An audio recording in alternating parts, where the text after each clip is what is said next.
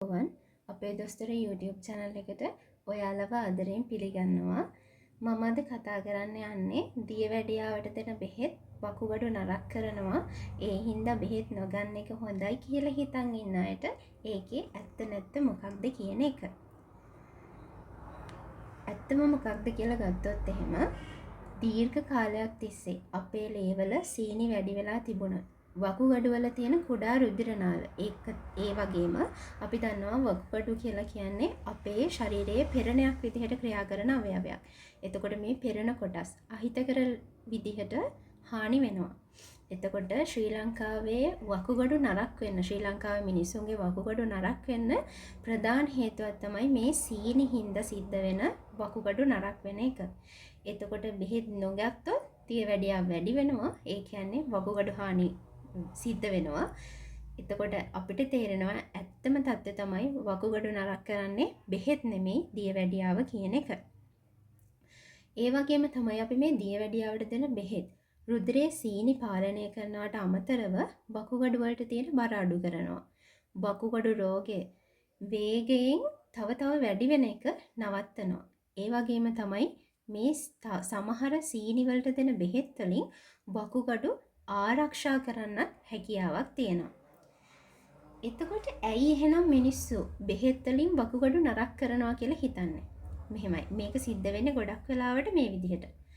දැන් රෝගියා බෙහෙත් ආරම්භ කරනකොට වකුගඩු ගොඩක් වෙලාවට දැනටමත් නරක් වෙලා. මොකද ගොඩ කාලයක් එයා දන්නේ නැතුව සීනි තිබිලා.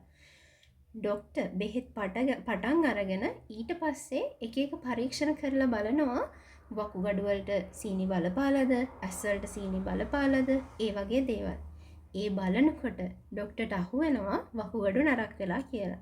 මේක රෝගියාට දැනුම් දුන්නාට පස්සේ රෝගියා හිතනවා මම බෙහෙත් පටන් ගත්තට පස්සේ තමයි මගේ වකුගඩු නරක් වුනේ කියලා. හැබැයි ඇත්තම කතාව ඒක නෙමෙයි. දියවැඩියාව නිසා තමයි වකුගඩු නරක් වුනේ. සමහර දැන් හිතනවනේ මේ දියවැඩියාවට දෙන බෙහෙත් වකුගඩු හානි කරනවා කියලා.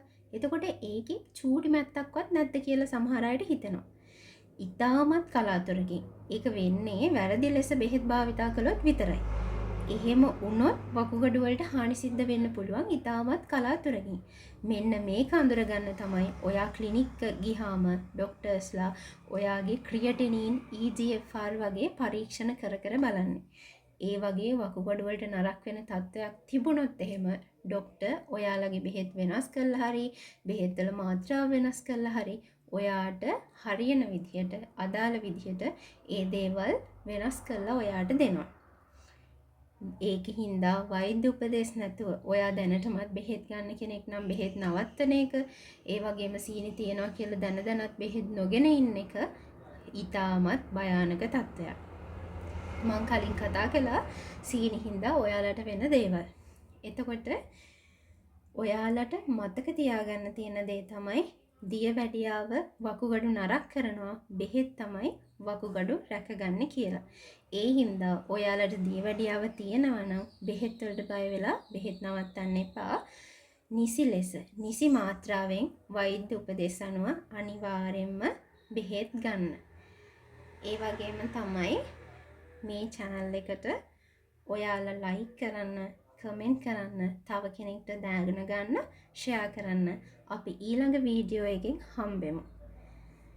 එහෙනම් ඔයාලා හැමෝටම ස්තුතියි.